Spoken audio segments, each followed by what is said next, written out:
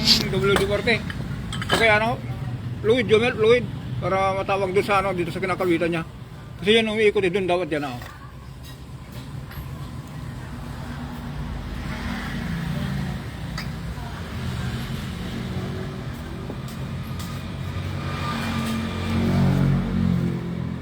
Tingnan mo dyan kung meron siyang brake fluid, mas matawag yung brake fluid.